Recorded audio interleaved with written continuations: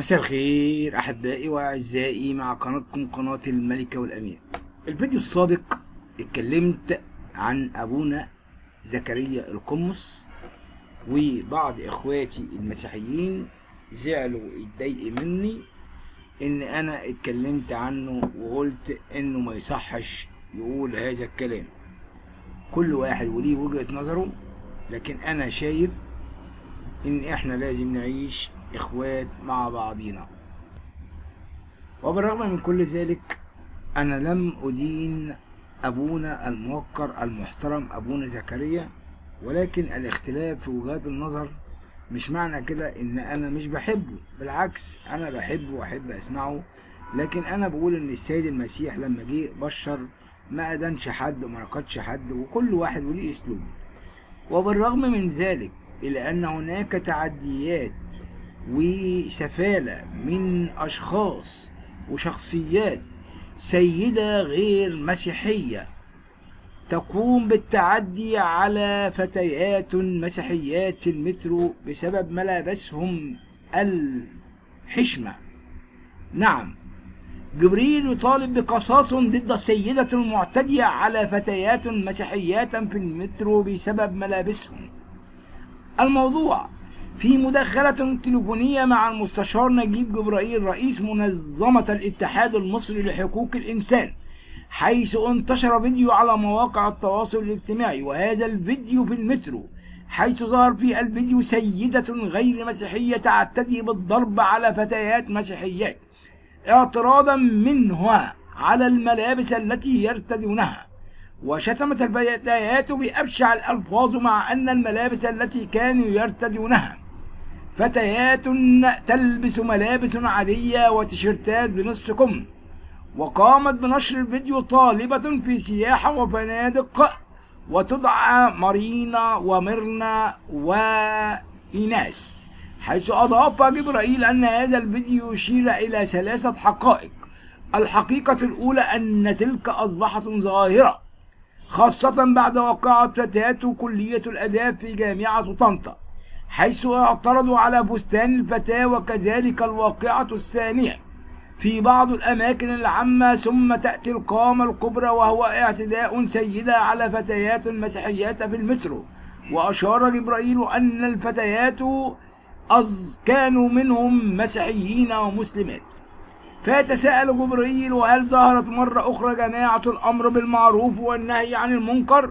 ويوضح جبرائيل أنه كانت هذه الجماعة منتشرة أيام حكم الإخوان، حيث تطلع هذه الجماعة الأتوبيسات ليفصلوا ويفرقوا بين البنات والأولاد، وكذلك الميكروباصات. وفي جامعة عين شمس كان الطلاب ينظمون لعمل مسرحية، فقامت جماعة الأمر بالمعروف والنهي عن المنكر بهدم المسرح. فأضاف جبريل: وهكذا مرة أخرى جماعة الأمر بالمعروف والنهي عن المنكر في صورة سيدات يتعدون على بنات طالبات كلهم براءة. وأشار جبريل أنه رأى الفيديو والبنات يرتدون ملابس محتشمة، وأصبحت هذه السيدة تمثل ظاهرة خطيرة، ولابد أن تعاد النظر في مثل هؤلاء ويتم القبض عليهم ويتم محاكمتهم. فهذه التهمة الحقيقية التي تعتبر ازدراء للأديان، وهذه التهمة الحقيقية لتهديد السلام الاجتماعي، وهذه التهمة الحقيقية التي تسعى إلى الفتنة الطائفية، وهذه أيضا التهمة الحقيقية لإحداث خلل في المجتمع. فمثل هذه السيدة لابد أن تحاكم بعدة تهم تضر بالمجتمع. إن مصرنا الحبيبة، مصر التي بها مسيحيين ومسلمون منذ آلاف السنين، ونحن إخوة، وتربطنا السلام ويربطنا المحبة.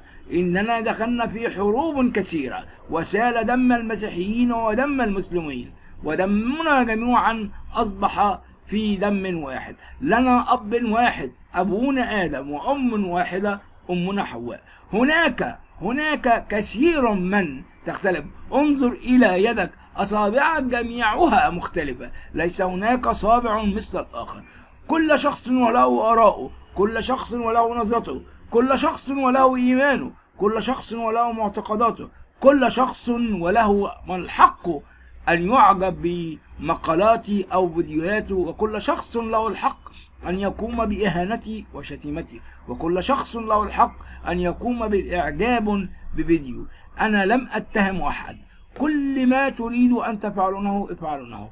كل ما يريد أن يقول إنني ضعيف في اللغة العربية، حسنا إنني ضعيف في اللغة العربية وأقوم بتحسينها على قدر من الإمكان، لكنني أعشق كل مشترك يقوم بمشاهدة فيديوهاتي وبتعليقاته سواء كانت إيجابية وسلبية. ولكن كل ما أقوله أهنئ جميع إخوتي المسيحيين بعيد القيامة المجيد، وأهنئ إخوتنا المسلمين بشهر رمضان الكريم المعظم لهم بالنسبة لهم، وبعيد الفطر المبارك أيضا بالنسبة لهم.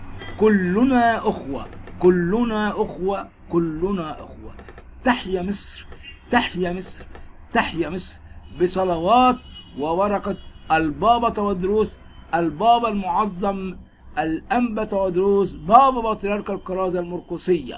وندعو من الله أن يقف بجانب رئيسنا الرئيس عبد الفتاح السيسي، وهذا ليس نفاقا، ولكن ديننا المسيحي سمح وطالب مننا أن نصلي من أجل الرؤساء، والكل وجميع المسيحيون يعلمون في ذلك أننا في القداس الإلهي نصلي من أجل رئيسنا المحبوب.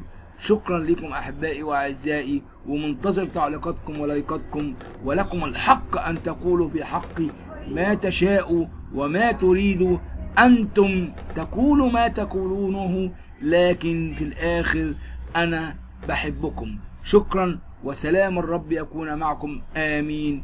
ويا رب دايما تعيشوا في بصخة، في فصح مجيد، في عهد المذبوح الذي ذبح من أجلنا وتم البصق في وجهه وشتم. واليوم يهوذا الإسخريوطي الذي يسلم المسيح لليهود بالرغم أنه كان أمامهم في كل حين، ولكن إرادة الله، إرادة السماء أن تسبق الأحداث وأن تتحقق النبوات، ويقوم يهوذا في نفس الوقت الذي باع مسيحه ب30 من الفضة.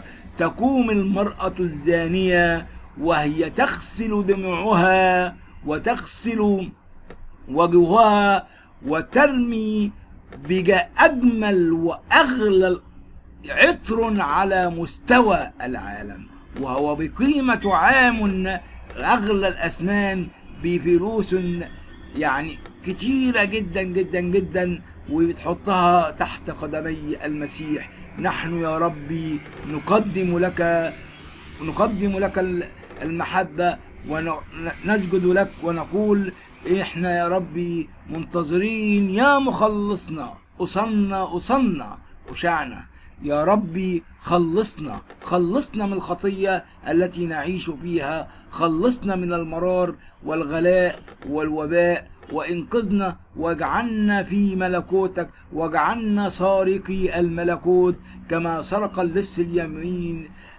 اليمين الملكوت. وقلت له الآن اليوم تكون معي في الفردوس، فلتكن هذه الكلمة لنا يا رب، ولتكن لي اليوم تكون معي في الفردوس. أحبائي شكرا لكم، قد أطلت عليكم الكثير، ولكم مني الحب والتقدير، وسلام الرب يكون معكم، آمين. مساء الخير أحبائي وأعزائي قناتكم الملكة والأمير. في أول الأمر أقول مسائي لكل إخواتي مسيحيين ومسلمين، وبوجه رسالة وبقول كل سنة وكلنا طيبين، كلنا داخلين على أعياد عيد القيامة المجيد وعيد الفطر المبارك بالنسبة لإخواتنا المسلمين. الرسالة دي أنا بوجهها للقمص زكريا بطرس، أبونا زكريا بطرس. أنا كشخص مسيحي، أنا امبارح سمعت ليك برنامج، وأنا كإنسان مسيحي استفزيت. أبي المحترم الموقر، حضرتك انت معتقل. يعني ايه انت معتقل؟ انت في عالم اخر. امبارح سمعت ليك برنامج وانت بتهين اخواتنا المسلمين وبتهين شخص نبيهم الكريم. لا يصح مهما كان. ان كنت حضرتك او قداستك او قدسك ترغب في التبشير بالمسيحية، بشر كما يجب، ولكن بدون إيذاء وتجريح في مشاعر إخواتنا المسلمين. أما أنا كشخص مسيحي لما سمعت البرنامج بتاعك وفي تجريح وإهانات، تخيل حضرتك لما بيجي إنسان شخص وبيتكلم يقول لك عن يسوع الضعيف، يسوع الجبان، يسوع اللي بيتوغض يعني تجريح في السيد المسيح. انا مشاعري بتتجرح وبيحصل. وطبعا السيد المسيح اتهان واتجرح كتير على الصليب، ومع ذلك قال اغفر لهم يا ابتاه لانهم لا يعلمون وماذا يفعلون. ما يعرفوش ايه هم اللي بيعملوه. لكن انا لست المسيح، وقداستك انت في عالم تاني وبعيد كل البعد. راعي مشاعر اخواتنا المسلمين. احنا بقالنا الاف السنين في ود، في اندماج، دخلنا في حروب مع بعض. الدم لما سال ما بقناش عارفين ده لا دم مسيحي ولا دم مسلم. مش معنى ان في ناس ضعفاء والجهل واكلهم والدنيا واخداهم وعدم فهمهم ده شيء لا يخصنا ابدا. مفيش حاجة تخصنا ابدا ان احنا نجرح في بعضنا. نجرح في بعضنا ان انا اسيء الى رسول الاسلام. لا يصح لك ان تسيء. ان كنت تريد ان تبشر، بشر بانجيلك المقدس. قول ووضح الايات، مش بتجريح المشاعر الاخرين او اجرح في كتابهم. السيد المسيح لما جه واتكلم عن اليهود قال جئت لا لأنقذ بل لأكمل. ما نقضش الانجيل، بل قال لا تقل العين بالعين والسن بالسن، بل من لطمك على خدك الايمن حول له الايسر. بيكمل. كان في العهد القديم في غلاظة قلوب، في كذا قال لك من لطمك على خدك الايمن حول له الايسر.